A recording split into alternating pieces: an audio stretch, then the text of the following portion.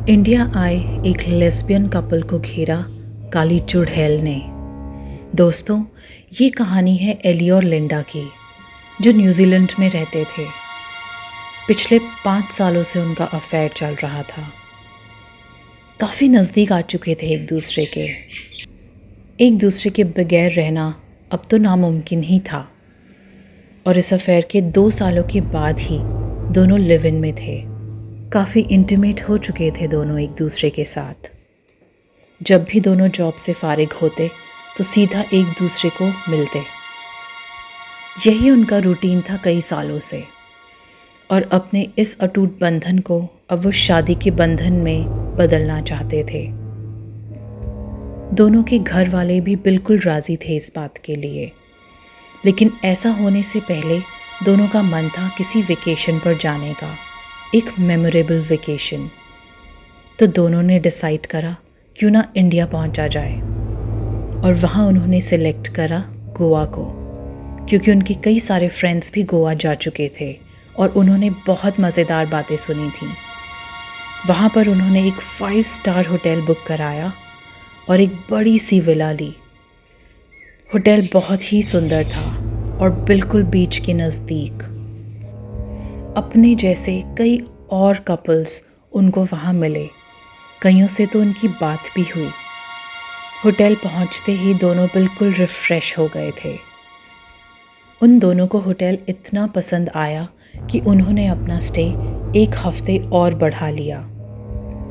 दोनों बहुत मज़े कर रहे थे, बीच के इर्द गिर्द घूम रहे थे और काफ़ी मज़े में थे दोनों। कभी डांस करते, कभी एक दूसरे का हाथ पकड़कर इधर उधर भागते। कोई देखने वाला भी नहीं था। बीच के बगल में ही उन्होंने एक कॉटेज लिया था। उसके पास जाकर दोनों घंटों एक दूसरे से बातें करते रहते। वैसे भी ऑफिस के दिनों में उनके पास इतना टाइम ही नहीं होता था कि एक दूसरे के साथ बैठें।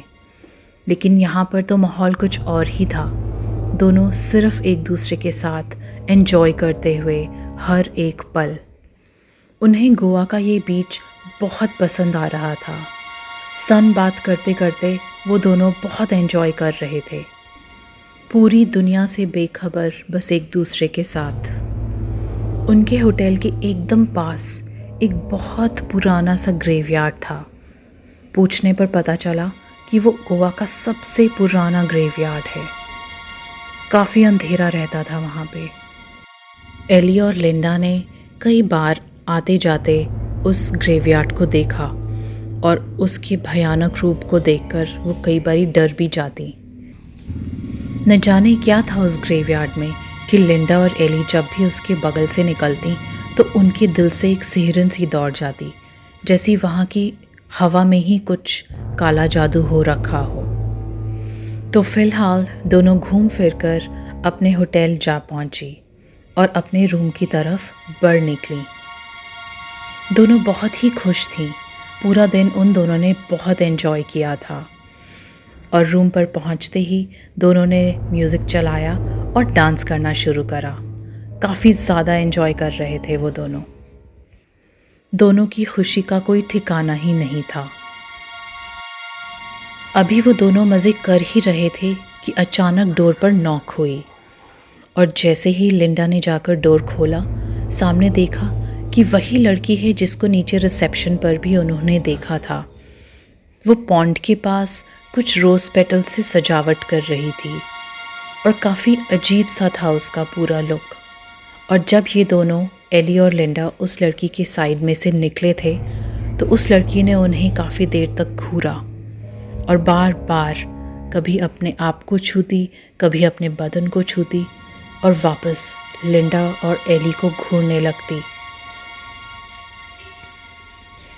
एली को वो लड़की पसंद आई थी और आज ही सुबह उन्हें बीच पर भी मिली थी अपने एक डॉग के साथ। उस लड़की ने अपना नाम जैस्मिन बताया और एली और लिंडा से कहा कि एक गेम खेलते हैं। एली और लिंडा के पास भी कोई और कंपनी नहीं थी, तो उन्होंने जैस्मिन की बात मानी और उसने फर्श पर कई सारी कैंडल्स जलाईं और एक गेम खेलना शुरू करा। एली और लिंडा दोनों एंजॉय कर रहे थे। लेकिन देखते ही देखते पता नहीं क्या हुआ कि सुबह एली की नींद अपने बेड पर खुली। उसे बिल्कुल होश नहीं था कि कल रात को क्या हुआ है, और जब उसकी नींद खुली तो उसने देखा बेड पर तो लिंडा है ही नहीं। न जाने लिंडा कहाँ चली गई थी। एली फटाफट तैयार होकर नीचे रिसेप्शन पर पहुंची और उसने पता करा लिंडा के बारे में। तो उन्होंने बताया कि उन्होंने लिंडा को रात को निकलते देखा था। साथ ही एली ने पूछा कि उसको बताएं कि उसके बगल वाले रूम में वो जो लड़की थी जो नीचे रोज़ पेटल्स के साथ कुछ कर रही थी, इसके बारे में भी उसने पूछना चाहा, लेकिन होटल ऑफिशियल्स ने ऐसा किसी के भी होने की खबर एली को नहीं दी। उन्होंने यहाँ तक बोला कि एली की फ्लोर पर कोई और रूम बुक्ड ही नहीं था। ये सब सुनकर एली अकेले जाकर बीच पर बैठ गई और बहुत रोने लगी, क्योंकि अब वो लिंडा को मिस कर रही थी। उसे नहीं पता था कि लिंडा आखिर गई कहाँ। तो खैर एली थक हार कर वापस उसी ग्रेवयार्ड की साइड में से निकलते हुए अपने घर पहुंची, और होटल में पहुंचते ही उसने देखा लिंडा सामने बेड पर लेटी हुई है और काफ़ी डरी हुई सी और सहमी हुई सी। एली ने उसे गले लगाया और उससे पूछना चाहा कि ऐसा क्या हुआ था रात को कि एक जना तो होटल बेड पर था और दूसरा होटल से गायब। काफ़ी पूछने पर लिंडा ने एली को बताया कि जब उसकी सुबह नींद खुली उसने अपने आप को ग्रेवयार्ड में पाया।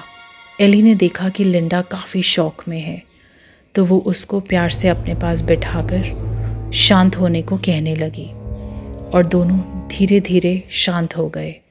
पर उन्हें नहीं समझ आ रहा था कि आखिरकार उनके साथ हुआ क्या है। लिंडा की हालत बद से बदतर होती जा रही थी, और आखिरकार एली को उसको हॉस्पिटल में एडमिट करना पड़ा। पता चला कि उसे एक ब्रेन ट्यूमर हो गया है और साथ ही स्ट्रोक आया है। तो ये बात सुनकर एली के होश उड़ गए, और अब लिंडा एक मेंटल पेशेंट बन चुकी थी। उसकी मेमोरी खो चुकी थी। उसे नहीं पता था कि उसको क्या हुआ, और यहाँ तक कि वो एली को भी भूल चुकी थी। एली ने उससे 2-3 बार मिलने की कोशिश करी, पर लिंडा को तो कुछ भी याद नहीं। लिंडा के मुंह पर सिर्फ एक ही नाम था, जैस्मिन। एली करीब 2 महीनों तक लिंडा का ट्रीटमेंट कराने के बाद न्यूजीलैंड वापस लौटी।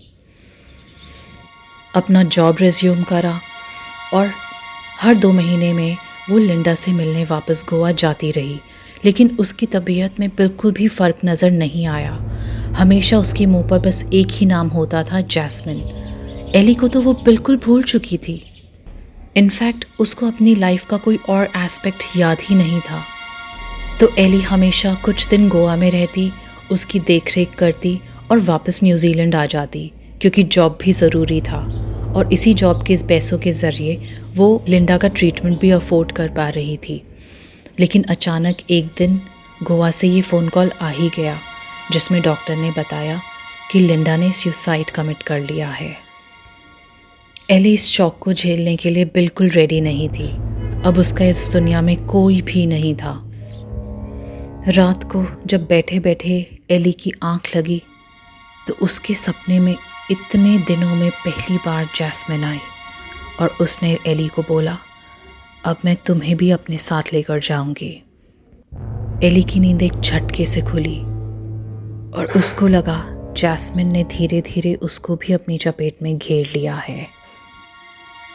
एली का क्या हुआ ये तो हमें नहीं पता, लेकिन दोस्तों ये आज की कहानी यहीं तक।